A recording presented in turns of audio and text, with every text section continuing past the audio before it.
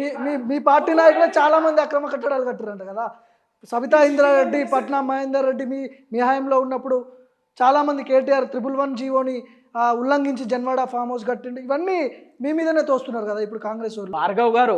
భార్గవ్ గారు ఈ దిక్కుమాల ఆరోపణలకి వాదనకి అర్థం లేదు. ఎందుకు అంటే మేము ఏం చెప్తున్నాం, ఎక్కడైతే 111 జీవో పరిధిలో కానీ లేదా గండిపేట అటువంటి దగ్గర ఎకరాలు 200 గజాలు వాళ్ళ జీవితకాలం మధ్య తరగతోడు పేదోడు వాని కష్టం కాదు కూల్చాల్సింది. ఎకరాలు గెస్ట్ హౌజులు ఫామ్ హౌజులు కట్టుకున్నటువంటి వాడిని బఫర్ జోన్లోనో ఎఫ్టీలోనో వాళ్ళని కూల్చమని చెప్పేసి చెప్తాం. దాన్ని వ్యతిరేకించాలి. వినండి, ఎఫ్టీఎల్ బఫర్ అని చెప్తున్నాను. మీరు నా ప్రశ్న ఏంటంటే 111 జీవోని ఉల్లంఘించి కట్టడం అక్రమ నిర్మాణమా కాదా? ఎవరైనా 111 జీవోని కట్టడం అక్రమ నిర్మాణం. 111 జీవో సబ్జెక్ట్ వేరు, బఫర్ ఎఫ్టీఎల్ వేరు. నేను చెప్తున్నాను కదా. మళ్ళీ ఎందుకంటే 111 చర్చ చేయకపోతే అది ఇంకా మొత్తం అదే సబ్జెక్ట్ అయితే నేను మాట్లాడతాను. మాట్లాడలే కాదు, అథారిటేటివ్గా మాట్లాడతా, అథారిటేటివ్గా సమాధానం చెప్తా. కానీ మళ్ళీ కన్ఫ్యూజ్ చేయదు.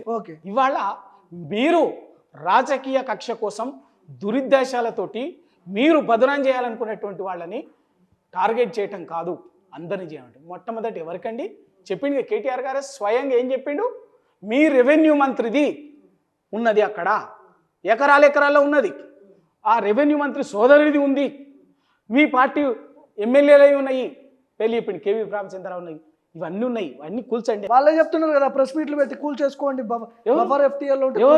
ఎవడు కూల్చాలి? పొంగులేటి శ్రీనివాస్ అరే ఏం మాట్లాడుతున్నాడు? చెప్తున్నాడు ఎవరు కూల్చాలి? నువ్వు కూలుస్తావా నేను కూలుస్తానా? నువ్వు కూలుస్తావా?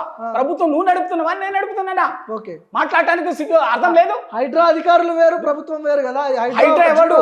ఇది వచ్చింది కదా. హైడ్రా అంటే ఏమన్నా అమెరికా నుంచి రాలే. మనం పూర్తి బాధ్యతలు ఏవి రంగనాథ్ గారు అది ప్రభుత్వ ఆస్తుల పరిరక్షణ కోసం ప్రభుత్వం ఏర్పాటు చేసినటువంటి సంస్థ. It is part and partial of the government, not above the government. It is part and partial of the government.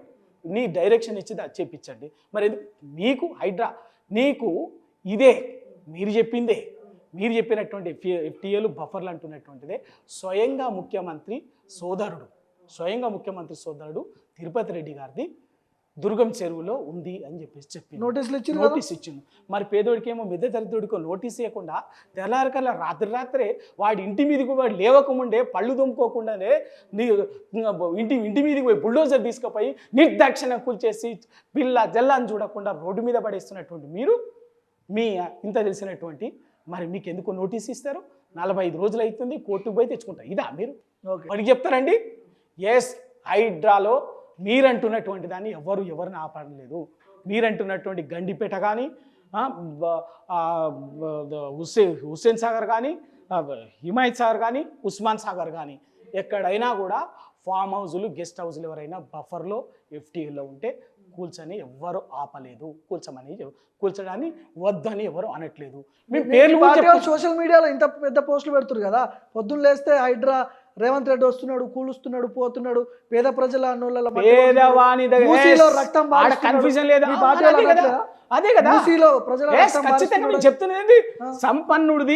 సంపన్నుడిది రెండు ఒకటి చేసి చూడొద్దు. మీరు సంపన్నుడిని కాపాడుతున్నారు, ఫామ్ హౌస్ని కాపాడుతున్నారు, మీకోసం మీ వాళ్ళని ఎవరి జోలికి పోతలేరు. కేవలం ఒక పేద మధ్యతరగతి వాడు 200 గజాలు 300 గజాలు వాని సొంత ఇంటిని బుల్డోజర్ పెట్టి కూల్చి వాని గుండెల్లో రక్తం వాని గుండెల్ని చీల్చి మీరు వాని ఉసురు పోసుకుంటారు. ఇప్పుడు జీవితాంతం అదే మురికివాడలో బతకమంటారా రవికుమార్ గౌడ్? మీరు మేము చెప్పింది ఏంటిది? దాన్ని మీరు పునరావాస కేంద్రాలు కల్పిస్తాము, దానికి ఒక పద్ధతి ఉంటుంది, దానికి ఒక పద్ధతి ఉంటుంది, దానికి ఒక విధి విధానం. ఎవరికి డబల్ బెడ్రూమ్ ఇవాళ 300 గజాలు జీవితకాలం 400 గజాలు ఇల్లు కట్టుకున్నటువంటి వాడు దాని కోట్లు ఇల్లు 4-5 కోట్ల విలువ ఉంటుంది, 4-5 కోట్ల విలువ ఉంటుంది దాని విలువ. అటువంటి పోయి డబుల్ బెడ్రూమ్లు ఏమంటే వాళ్ళు చెప్తున్నారు. రేవంత్ రెడ్డి గారు కూడా మరి వాళ్ళ అన్నని పంపించండి ఫస్ట్ అని చెప్తున్నారు. చేయండి, ఆ పని చేయండి. వాళ్ళన్న కూడా మీరన్నటువంటి దాంట్లోనే వచ్చింది కదా, వాళ్ళన్న కూడా ఇల్లు కూల్చేసి డబుల్ బెడ్రూమ్ ఇవ్వండి, పోయి ఉండమని చెప్పండి. అది ఎందుకండి? ఎవరిని మోసం చేయడానికి, ఎవరిని మభ్య పెట్టడానికి? ఇవాళ కేవలం ఇవాళ పేద మధ్యతరగతి ప్రజల్ని టార్గెట్ చేసి సంపన్నులని దోచిపెట్టడం, సంపన్నులకు మూసి సుందరీకరణ పేరు మీద 1,50,000 కోట్లని దోచిపెట్టడానికి తీసుకొచ్చినటువంటి ప్రాజెక్టే తప్ప మీకు నిజంగా మూసి ప్రక్షాళన మీద చిత్తశుద్ధి ఉంటే ఆ మూసి ప్రక్షాళన వల్ల డిస్ప్లేస్ అయ్యేటటువంటి నిర్వాసితులకు అక్కడ పట్ల వాళ్ళకు మీకు అంత మానవీయ దృక్పథం ఉంటే మీరు ఏం చేసి ఉండాలి? మొట్టమొదటగా అక్కడ మీ డిపిఆర్ తయారు చేసి ఎక్కడేమొస్తుంది ఎవరి ఇల్లు ఎఫెక్ట్ అవుతున్నది, దాంట్లో మూసిలో ఇండ్లు కట్టుకున్నటువంటి వాళ్ళు ఎవరు, 2 కాలనీలు ఇవాళ దిల్సుఖ్ నగర్ చైతన్యపుర ఆ ప్రాంతంలో 40 నుంచి 50 సంవత్సరాలుగా కాలనీసు, బ్రహ్మాండమైన కాలనీసు, మారుతి నగరు, న్యూ మారుతి నగరు, నాగేశ్వరరావు నగరు, ఆ పేర్లు నాకు అన్ని పేర్లు తెలియదు.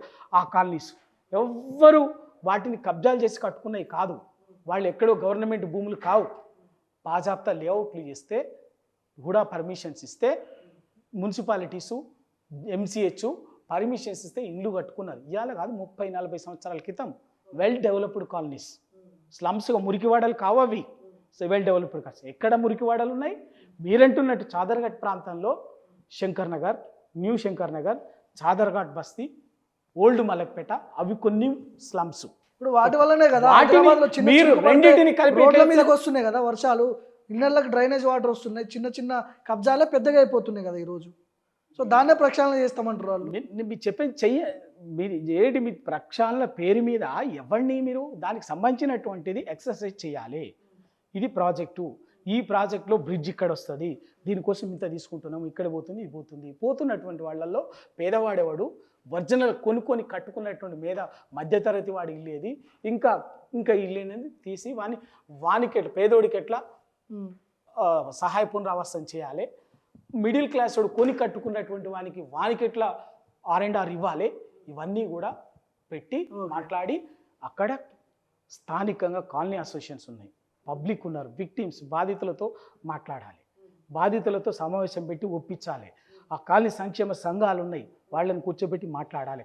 ఇక్కడ స్థానికంగా కార్పొరేటర్లు ఉన్నారు, కౌన్సిలర్స్ ఉన్నారు, అన్ని పార్టీలు ఉన్నాయి, ఇక్కడ హైదరాబాద్లో ఎమ్మెల్యేలు ఉన్నారు, ఎంపీలు ఉన్నారు, అందరితోటి కూర్చోబెట్టి మాట్లాడి ఒప్పించి ఇది అని చెప్పేసి చేయాలి. ఆ పని ఏమి చెయ్యకుండా రాత్రికి రాత్రే మొత్తం బుల్డోజర్ తీసుకొని పోయి వాని ఇల్లు కూల్చేసి నీకు పోతావా పోకపోతా అని చెప్పి ఇవాళ ఎప్పుడనే డబల్ బెడ్రూమ్ ఇస్తా 25,000 ఇస్తా అని చెప్పేసి వచ్చింది. ఎప్పుడు వచ్చింది చెప్పండి? ఇదంతా రోడ్డు మీదకి వచ్చిన తర్వాత మొన్న 4-5 రోజుల నుంచి ఉండాలి. కానీ రాజకీయంగా కక్ష ఉంటే బీఆర్ఎస్ పార్టీ మీద రేవంత్ రెడ్డికి కక్ష ఉండొచ్చు, కానీ పేద ప్రజలపై ఎందుకు కక్ష ఉంటుంది? పేద ప్రజలు ఈజీగా కొట్టగలిగేది పేదోడిని కదా నేను చెప్తున్నా. అదే వాళ్ళ అన్నని ఎందుకు కూర్చోలేకపోయిండు, ఎందుకు నోటీస్ ఇచ్చిండు? అదే పేదవాడిని రాత్రే బుల్డోజర్ తీసుకుపోయి కూర్చిండు రంగనాథ్ గారు. మరి అదే రంగనాథ్ గారు ఎందుకు ఆ ధైర్యం లేకపోయింది? చాలా డైనమిక్ ఆఫీసరే కదా, మరి తిరుపతి రెడ్డి గారితో ఎందుకు కూర్చోలేకపోయిండు, ఎందుకు నోటీస్ ఇచ్చిండు? 45 రోజులు అవుతుంది కదా, కోర్టుకు పోయి స్టేజ్ తెచ్చుకున్నా. పేదవాడికి వాటికి మీరు ఉన్నటువంటి బాధితులలో సగం మందికి వాళ్ళు ఇప్పుడు ఈ మూసీలో మీరు చెప్తున్నటువంటి సగం మందికి అడ్వకేట్ను పెట్టుకొని లీగల్గా కోర్టు మెట్లకి కొట్లాడే ఆర్థిక స్తోమత కూడా లేనటువంటి వాళ్ళు, ఆ చైతన్యం కూడా చైతన్యం లేనటువంటి వాళ్ళు, స్తోమత లేనటువంటి వాళ్ళు, అటువంటి వాళ్ళు ఇక్కడ. అదే తిరుపతి రెడ్డికి ఏమైంది? తిరుపతి రెడ్డి నోటీసింగ్ అని పోయిండు. మీరేమో అల్కకు దొరికింది కాబట్టి ఓ పేదోడు, ఓ మధ్యతరగతోడు, ఏ దిక్కు దివాన్ లేనటువంటి వాయిస్లెస్ పీపుల్ కాబట్టి దౌర్జన్యంగా మీరు ఇష్టం ఉన్నట్టుగా బుల్డోజర్లు తీసుకుపోయి కూర్చుండ్రు.